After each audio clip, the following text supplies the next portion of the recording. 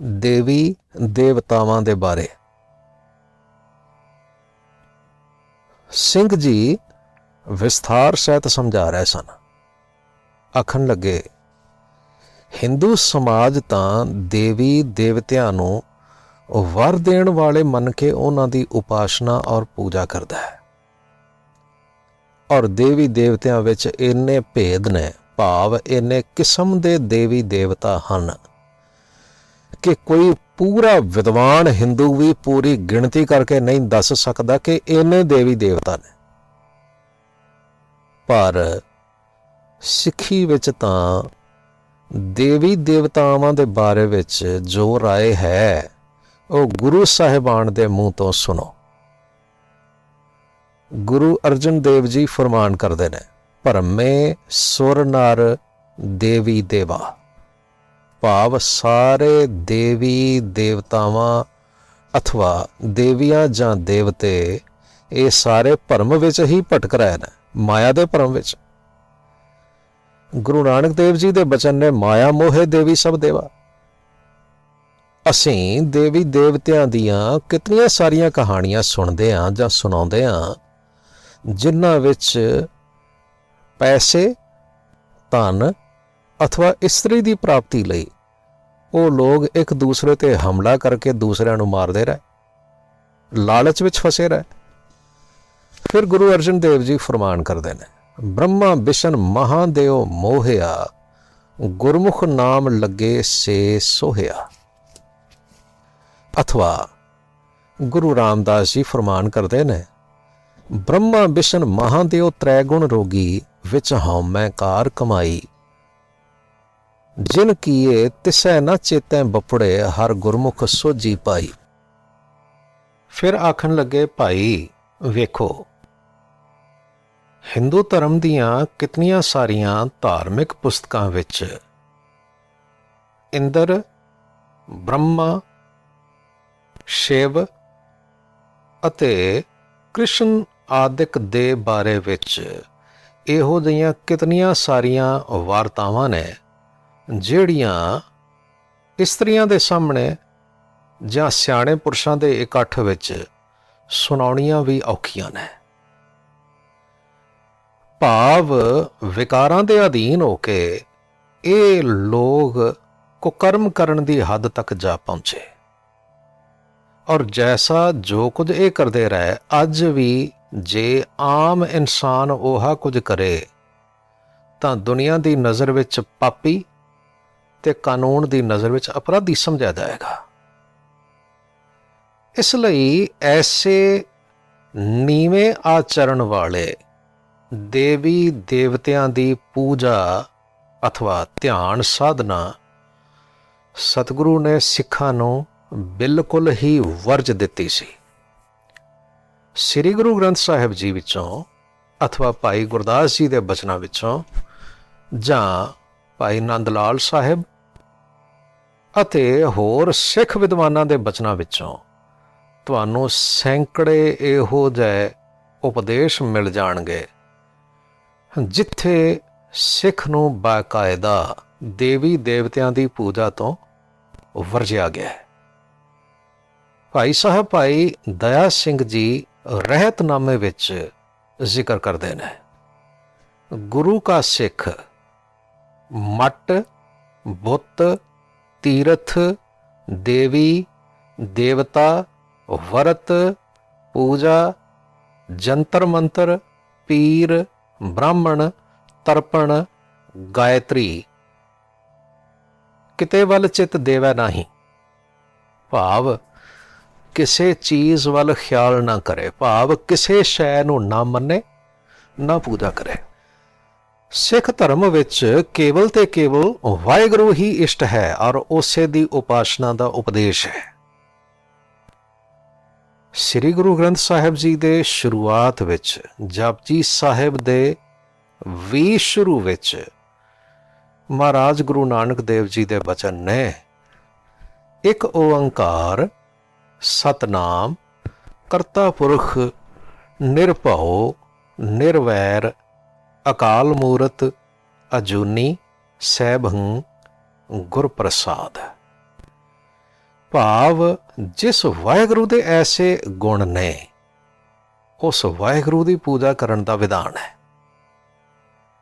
ਅਥਵਾ ਜਾਪ ਸਾਹਿਬ ਦਾ ਸਭ ਤੋਂ ਪਹਿਲਾ ਛੰਦ ਇਸ ਤਰ੍ਹਾਂ ਵਰਣਨ ਕੀਤਾ ਗਿਆ।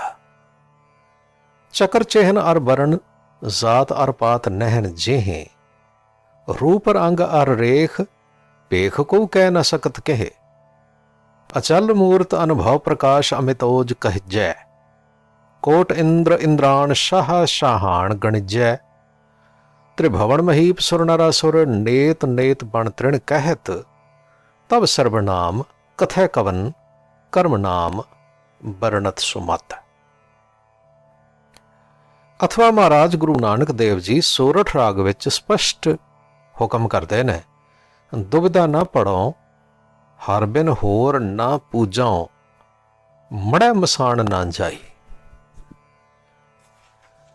फिर सुखमणी साहिब विच महाराज गुरु अर्जन देव जी का पावन बचन है एको जप एको साला है एक सिमर एको मन आ है एकस के गुण गाओ अनंत मन तन जाप एक भगवंत एको एक एक हर आप पूਰਨ पूर रहो प्रभ व्याप अनिक विस्तार एक ते भय एक आराध पराछत गए मन तन अंतर एक प्रभ राता गुर प्रसाद नानक एक जाता।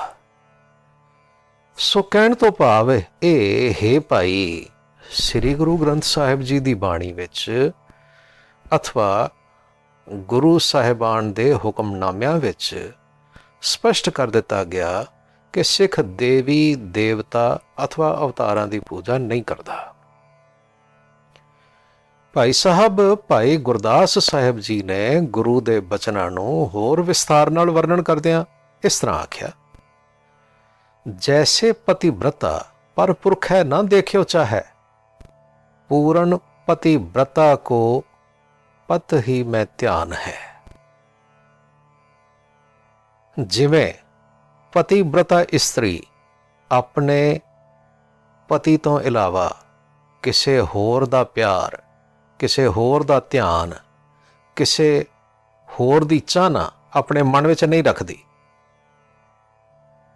इसे तरह गुरु के सिख भी एक अकाल पुरख वाहिगुरू अथवा गुरु साहिबान तो इलावा होर किसी की चाहना पूजा अपने मन में नहीं रखते। भाई साहब जी ने इसे पावन कबित दे अंत विच फरमान किया तैसे गुरसिख आन देव सेव रहत है सहज सुभाव न अवज्ञा अभिमान है। इसे तरह गुरु का सिख होर सब देवी देवतियां दी सेवा तो रहत रहिंदा है अते सहज सुभावक ही ਉਹ ਇਹਨਾਂ ਦੀ पूजा सेवा करन नूं अपने प्यारे वाहिगुरू दे प्रेम विच अवज्ञा समझदा है। इस लई हे भाई ਤੁਹਾਡੀ ਤੇ ਸਾਡੀ ਉਪਾਸਨਾ ਤੇ ਪੂਜਾ ਦਾ ਤਰੀਕਾ ਵੀ ਇੱਕ ਨਹੀਂ। ਤੁਸੀਂ ਦੇਵੀ ਦੇਵਤਿਆਂ ਦੀ ਪੂਜਾ ਕਰਦੇ ਹੋ ਚੰਦਨ ਕੇਸਰ ਆਰਤੀ ਤੇ ਹੋਰ ਅਨੇਕ ਤਰ੍ਹਾਂ ਦੇ ਰੰਗਾਂ ਢੰਗਾਂ ਨਾਲ ਪਰ ਭਾਈ ਅਸੀਂ ਤੇ ਅਕਾਲ ਪੁਰਖ ਵਾਹਿਗੁਰੂ ਦੀ ਪੂਜਾ ਇਸ ਤਰ੍ਹਾਂ ਕਰਨੀ ਹੈ ਜਿਵੇਂ ਸਤਿਗੁਰੂ ਸ੍ਰੀ ਗੁਰੂ ਨਾਨਕ ਦੇਵ ਜੀ ਨੇ ਫਰਮਾਨ ਕੀਤਾ तेरा नाम करी चरनाठिया जे मन उरसा होए करनी कुंगू जे रलै घट अंतर पूजा होए। भाव हे मेरे वाहिगुरू कृपा कर मैं तेरी पूजा करा पर मैं ते तेरी पूजा इस तरह करदा कि तेरा नाम ही मेरे लिए चंदन है ते मैं तेरे नाम रूप चंदन नूं मन दे पत्थर ते ही घसा के पूजा करदा। फिर मैं अपने शुभ जीवन दे चंगे गुणां नूं केसर वांग रलाया ते फिर मैं अपने हिरदे विच ही तेरी पूजा करदा हाँ। फिर सतगुरु प्रेरणा करदियां आखदे ने भाई ਪੂਜਾ ਕੀਚੈ ਨਾਮ ਧਿਆਈਐ ਬਿਨ ਨਾਮੈ ਪੂਜ ਨਾ ਹੋਏ। ਸੋ ਸਪਸ਼ਟ ਬਾਤ ਇਹ ਕਿ ਹੇ ਭਾਈ, ਨਾ ਤੇ ਅਸੀਂ ਦੇਵੀ ਦੇਵਤਿਆਂ ਦਾ ਪੂਜਨ ਕਰਦੇ ਹਾਂ, ਨਾ ਹੀ ਅਸੀਂ ਉਹਨਾਂ ਨੂੰ ਮਹਾਨ ਜਾਣਦੇ ਹਾਂ। ਸਿੱਖ ਤੇ ਸਿਰਫ ਅਕਾਲ ਪੁਰਖ ਵਾਹਿਗੁਰੂ ਦੀ ਪੂਜਾ ਕਰਦਾ ਤੇ ਗੁਰੂ ਸਾਹਿਬਾਨ ਦਾ ਸਤਿਕਾਰ ਕਰਦਾ, ਨਮਸਕਾਰ ਕਰਦਾ, ਕਿਉਂਕਿ ਗੁਰੂ ਸਾਹਿਬਾਨ ਦੇ ਰਾਹੀਂ ਅਕਾਲ ਪੁਰਖ ਵਾਹਿਗੁਰੂ ਨੂੰ ਮਿਲੀਦਾ ਹੈ। ਸਿੰਘ ਜੀ ਕਹਿਣ ਲੱਗੇ, ਹੇ ਮੇਰੇ ਪ੍ਰੇਮੀ ਹਿੰਦੂ ਭਾਈ, ਜੇ ਹੋਰ ਵਿਸਥਾਰ ਨਾਲ ਸਮਝਣਾ ਹੋਵੇ ਤਾਂ ਸੁਣੋ। ਦਬਿਸਤਾਨ ਮਜ਼ਾਹਿਬ ਮੁਹਸਿਨ ਫਾਨੀ ਨਾਮਕ ਮੁਸਲਮਾਨ ਲਿਖਾਰੀ ਦੀ ਲਿਖੀ ਹੋਈ ਪੁਸਤਕ ਹੈ। ਜਿਹੜਾ ਮੁਹਸਿਨ ਫਾਨੀ ਸ੍ਰੀ ਗੁਰੂ ਹਰਗੋਬਿੰਦ ਸਾਹਿਬ ਜੀ ਮਹਾਰਾਜ ਦੇ ਵੇਲੇ ਗੁਰੂ ਸਾਹਿਬ ਕੋਲ ਆਇਆ, ਕੀਰਤਪੁਰ ਆ ਕੇ ਸਤਿਗੁਰੂ ਜੀ ਨੂੰ ਮਿਲਿਆ, ਔਰ ਉਸਨੇ ਉਸ ਵੇਲੇ ਜੋ ਕੁਝ ਸਿੱਖਾਂ ਦਾ ਜੀਵਨ ਵੇਖਿਆ, ਜਿਸ ਢੰਗ ਦਾ ਅਥਵਾ ਜੋ ਕੁਝ ਵਾਪਰਿਆ, ਉਹ ਇੱਕ ਅੱਖੀਂ ਵੇਖਿਆ ਪ੍ਰਸੰਗ ਦੇਵੀ ਦੇ ਬਾਰੇ ਵਿੱਚ ਵੀ ਲਿਖਦਾ ਹੈ, ਜਿਸ ਤੋਂ ਸਿੱਖਾਂ ਦੇ ਮਨ ਵਿੱਚ ਦੇਵੀ ਦੇ ਸਨਮਾਨ ਦੀ ਅਸਲੀਅਤ ਪ੍ਰਗਟ ਹੋਵੇਗੀ। ਧਿਆਨ ਦੇ ਕੇ ਸੁਣੋ। ਦਬਿਸਤਾਨ ਮਜ਼ਾਹਿਬ ਵਿੱਚ ਲਿਖਿਆ ਹੈ, ਗੁਰੂ ਹਰਗੋਬਿੰਦ ਸਾਹਿਬ ਜੀ ਕੀਰਤਪੁਰ ਪਹੁੰਚੇ, ਜੋ ਰਾਜਾ ਤਾਰਾ ਚੰਦ ਦੀ ਰਾਜਧਾਨੀ ਵਿੱਚ ਸੀ। ਉੱਥੋਂ ਦੇ ਲੋਕ ਮੂਰਤੀ ਪੂਜਕ ਸਨ। ਪਹਾੜ ਦੇ ਉੱਤੇ ਨੈਣਾ ਦੇਵੀ ਦਾ ਇੱਕ ਮੰਦਿਰ ਸੀ, ਜਿਸ ਨੂੰ ਪੂਜਣ ਲਈ ਆਸ-ਪਾਸ ਦੇ ਲੋਕ ਜਾਇਆ ਕਰਦੇ ਸਨ। ਇੱਕ ਦਿਨ ਗੁਰੂ ਦੇ ਸਿੱਖ, ਜਿਸ ਦਾ ਨਾਮ ਭਾਈ ਭੈਰੋਂ ਸੀ, ਉਸਨੇ ਮੰਦਿਰ ਵਿੱਚ ਪਹੁੰਚ ਕੇ ਨੈਣਾ ਦੇਵੀ ਦਾ ਨੱਕ ਤੋੜ ਸੁੱਟਿਆ। ਇਸ ਗੱਲ ਦੀ ਚਰਚਾ ਚਾਰੇ ਪਾਸੇ ਫੈਲ ਗਈ। ਪਹਾੜੀ ਰਾਜਿਆਂ ਨੇ ਗੁਰੂ ਸਾਹਿਬ ਦੇ ਕੋਲ ਪਹੁੰਚ ਕੇ ਸਿੱਖਾਂ ਦੀ ਸ਼ਿਕਾਇਤ ਕੀਤੀ।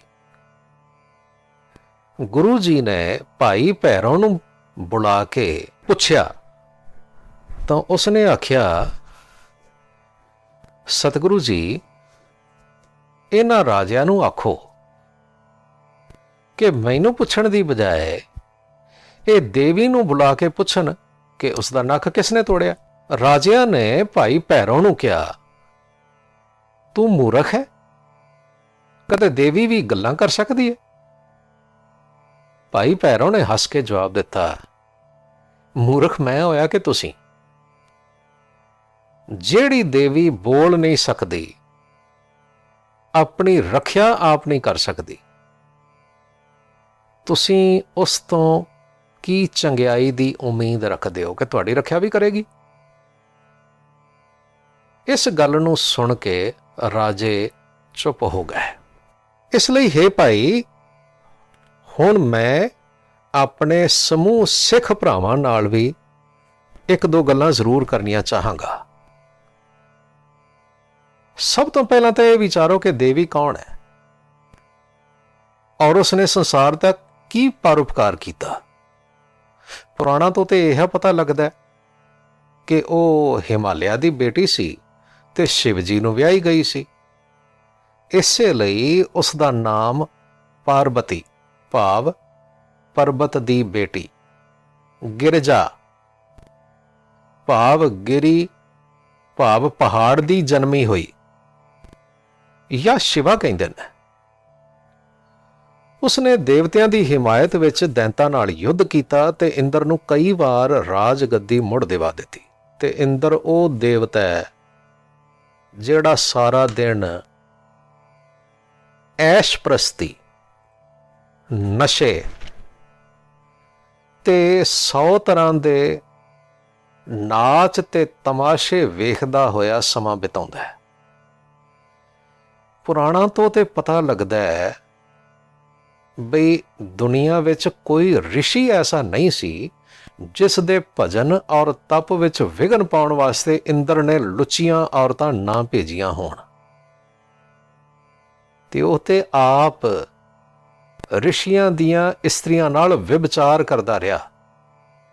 ਜਿਵੇਂ ਅਹਿल्या ਦੀ ਕਥਾ ਬੜੀ ਪ੍ਰਸਿੱਧ ਹੈ। ਔਰ ਐਸੇ ਵਿਭਚਾਰੀ ਜਾਂ ਕੁਕਰਮੀ ਦੀ ਸਹਾਇਤਾ ਕਰਕੇ ਦੇਵੀ ਨੇ ਜਗਤ ਨੂੰ ਕੀ ਸੁੱਖ ਦਿੱਤਾ। ਤੇ ਇੰਦਰ ਨੇ ਉਸ ਦੇਵੀ ਕੋਲੋਂ ਰਾਜ ਲੈ ਕੇ ਸੰਸਾਰ ਦਾ ਕਿਹੜਾ ਸੁਧਾਰ ਕੀਤਾ ਭਾਈ। ਨੈਣਾ ਦੇਵੀ ਜਾਂ ਜਵਾਲਾਮੁਖੀ ਆਦਿਕ ਜਿਹੜੇ ਅਸਥਾਨ ਨੇ, ਉਹਨਾਂ ਦਾ ਪ੍ਰਸੰਗ ਇਸ ਤਰ੍ਹਾਂ ਹੈ ਕਿ ਰਾਜਾ ਦਕਸ਼ ਦੇ ਯੱਗ ਵਿੱਚ ਉਸ ਦੀ ਬੇਟੀ ਸਤੀ ਬਿਨਾਂ ਬੁਲਾਏ ਚਲੀ ਗਈ। ਔਰ ਉਸ ਨੂੰ ਬੜਾ ਦੁੱਖ ਹੋਇਆ ਇਹ ਵੇਖ ਕੇ ਕਿ ਮੇਰੇ ਪਿਤਾ ਨੇ ਯੱਗ ਵਿੱਚ ਮੇਰੇ ਪਤੀ ਭਾਵ ਸ਼ਿਵ ਨੂੰ ਨਹੀਂ ਬੁਲਾਇਆ। ਇਸ ਗੱਲੋਂ ਕ੍ਰੋਧ ਵਿੱਚ ਆ ਕੇ ਉਸਨੇ ਹਵਨ ਕੁੰਡ ਵਿੱਚ ਛਾਲ ਮਾਰ ਦਿੱਤੀ। ਇਸ ਗੱਲ ਦੀ ਖਬਰ ਹੋਣ ਤੇ ਸ਼ਿਵ ਦੌੜਦਾ ਹੋਇਆ ਆਣ ਪਹੁੰਚਿਆ ਤੇ ਉਸ ਅਗਨ ਕੁੰਡ ਵਿੱਚ ਸੜਦੀ ਹੋਈ ਸਤੀ ਨੂੰ ਜ਼ੋਰ ਨਾਲ ਝਟਕਾ ਮਾਰ ਕੇ ਚੁੱਕਿਆ। ਹੁਣ ਉਸ ਵੇਲੇ ਸਤੀ ਦੇ ਅੰਗ ਬਿਖਰ ਕੇ ਜਿੱਥੇ ਜਿੱਥੇ ਡਿੱਗੇ ਉਹ ਹੀ ਪੂਜਾ ਅਸਥਾਨ ਬਣ ਗਏ। ਜਿੱਥੇ ਅੱਖਾਂ ਡਿੱਗੀਆਂ ਉੱਥੇ ਨੈਣਾ ਦੇਵੀ, ਜਿੱਥੇ ਜ਼ੁਬਾਨ ਡਿੱਗੀ ਉੱਥੇ ਜਵਾਲਾ ਦੇਵੀ, ਤੇ ਜਿੱਥੇ ਉਸ ਦੇ ਸਰੀਰ ਦੇ ਹੋਰ ਜਨਨ ਅੰਗ ਆਦਿਕ ਡਿੱਗੇ ਉੱਥੇ ਕਾਮਖਿਆ ਦੇਵੀ ਆਦਿਕ ਮੰਦਰ ਬਣ ਗਏ। ਇਹਨਾਂ ਪ੍ਰਸੰਗਾਂ ਤੋਂ ਜੇ ਤਾਂ ਇਹ ਉਪਦੇਸ਼ ਲਿਆ ਜਾਏ ਕਿ ਇਸਤਰੀਆਂ ਨੂੰ ਵੀ ਯੁੱਧ ਵਿਦਿਆ ਵਿੱਚ ਨਿਪੁੰਨ ਹੋਣਾ ਚਾਹੀਦਾ ਤੇ ਆਪਣੇ ਪਤੀ ਦਾ ਸਨਮਾਨ ਪ੍ਰਾਣਾਂ ਤੋਂ ਵੀ ਵੱਧ ਕੇ ਕਰਨਾ ਚਾਹੀਦਾ ਤਾਂ ਚੰਗਾ ਹੈ। ਇਸ ਤੋਂ ਇਲਾਵਾ ਹੋਰ ਕੋਈ ਲਾਭਦਾਇਕ ਗੱਲ ਨਹੀਂ। ਕਈ ਅਣਜਾਣ ਸਿੱਖ ਆਖਦੇ ਨੇ, ਨਹੀਂ ਜੀ ਅਸੀਂ ਹਿਮਾਲਿਆ ਦੀ ਬੇਟੀ ਜਾਂ ਅਸ਼ਟਪਦੀ ਆਦਿਕ ਦੇਵੀ ਨੂੰ ਨਹੀਂ ਪੂਜਦੇ, ਅਸੀਂ ਤੇ ਅਕਾਲ ਪੁਰਖ ਦੀ ਸ਼ਕਤੀ ਜੋ ਹੈ ਨਾ ਉਸ ਨੂੰ ਮੰਨਦੇ ਹਾਂ। ਉਹਨਾਂ ਸਾਰਿਆਂ ਦੇ ਪ੍ਰਤੀ ਭਾਈ ਦੋ ਹੱਥ ਜੋੜ ਕੇ ਇਹ ਬੇਨਤੀ ਹੈ ਕਿ ਅਕਾਲ ਪੁਰਖ ਦੀ ਸ਼ਕਤੀ ਉਸ ਤੋਂ ਭਿੰਨ ਹੈ ਜਾਂ ਅਭਿੰਨ, ਜੜ ਹੈ ਜਾਂ ਚੇਤਨ, ਨਿਤ ਹੈ ਜਾਂ ਅਨਿਤ।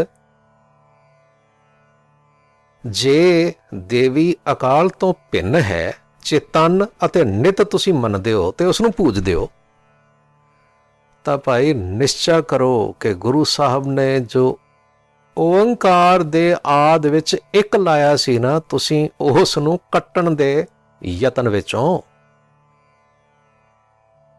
ਔਰ ਸਿੱਖੀ ਤੋਂ ਪਤਿਤ ਹੋ।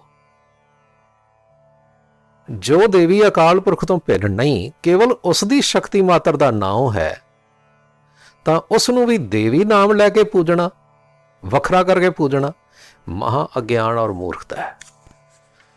ਸੋ ਪਿਆਰੇ ਭਾਈਓ, ਸਿੱਖ ਧਰਮ ਵਿੱਚ ਤਾਂ ਬੀਬੀ ਨਾਨਕੀ, ਬੀਬੀ ਅਮਰੋ, ਬੀਬੀ ਭਾਨੀ, ਬੀਬੀ ਵੀਰੋ, ਮਾਤਾ ਸਾਹਿਬ ਕੌਰ ਜਾਂ ਮਾਈ ਭਾਗ ਕੌਰ ਵਰਗੀਆਂ ਪਵਿੱਤਰ ਦੇਵੀਆਂ ਹੀ ਪੂਜਨਯੋਗ ਹਨ। ਤੁਹਾਨੂੰ ਤੇ ਚਾਹੀਦਾ ਕਿ ਤੁਸੀਂ ਆਪ ਉਹਨਾਂ ਦੇ ਜੀਵਨ ਨੂੰ ਪੜ੍ਹੋ, ਉਹਨਾਂ ਦਾ ਪਰਉਪਕਾਰ ਯਾਦ ਕਰਕੇ ਉਹਨਾਂ ਦੇ ਪੂਰਨਿਆਂ ਤੇ ਤੁਰੋ ਤੇ ਆਪਣੀਆਂ ਧੀਆਂ, ਭੈਣਾਂ, ਇਸਤਰੀਆਂ ਨੂੰ, ਮਾਤਾਵਾਂ ਨੂੰ ਵੈਸੇ ਗੁਣ ਧਾਰਨ ਕਰਨ ਦੀ ਸਿੱਖਿਆ ਦਿਓ ਜਿਸ ਤੋਂ ਨਾ ਸਿਰਫ ਤੁਹਾਡਾ ਮਨੁੱਖਾ ਜੀਵਨ ਸਫਲ ਹੋਵੇ, ਸਗੋਂ ਤੁਸੀਂ ਗੁਰੂ ਕਲਗੀਧਰ ਪਿਤਾ ਦੇ ਪਿਆਰੇ ਸੁਪੁੱਤਰ ਅਖਵਾਉਣ ਦੇ ਅਧਿਕਾਰੀ ਹੋ ਔਰ ਸੁਧਾਰਕ ਗਿਣੇ ਜਾਓ। ਇਹਨਾਂ ਦੇਵੀਆਂ ਤੋਂ ਵੱਖਰੀ ਇੱਕੋ ਹੀ ਹੋਰ ਦੇਵੀ ਹੈ ਜਿਸ ਦਾ ਜ਼ਿਕਰ ਸਤਿਗੁਰੂ ਗੁਰੂ ਕਲਗੀਧਰ ਜੀ ਮਹਾਰਾਜ ਨੇ ਕੀਤਾ, ਜਿਸ ਨੂੰ ਧਾਰਨ ਨਾ ਕਰਨ ਕਰਕੇ ਤੁਸੀਂ ਓਨਾ ਹੀ ਪਤਿਤ ਹੋ ਜਿੰਨਾ ਜਨੇਊ ਨਾ ਪਾਉਣ ਤੇ ਹਿੰਦੂ ਪਤਿਤ ਹੁੰਦਾ ਹੈ। ਤੁਸੀਂ ਸ਼ਾਇਦ ਭੁੱਲ ਗਏ ਹੋ ਕਿ ਉਸ ਦੇਵੀ ਦੀ ਪੂਜਾ ਦੇ ਕਰਕੇ ਤੁਸੀਂ ਇਸ ਦੇਸ਼ ਤੋਂ ਅਨਿਆਂ ਦੂਰ ਕੀਤਾ ਸੀ, ਤੇ ਉਹ ਦੇਵੀ ਤੇ ਇਹ ਹੈ ਜਿਸ ਦਾ ਜ਼ਿਕਰ ਇਸ ਤਰ੍ਹਾਂ ਕੀਤਾ ਗਿਆ, ਜੋ ਮਿਆਨ ਤੇ ਬੀਰ ਤੋਕੋ ਸੜਕੈ, ਪ੍ਰਲय काल के सिंध बक्कै कड़कै, तसै खेत में हाथ लै तोहे सूरे, फिरै सामोहे सिद्ध सावंत सूरे।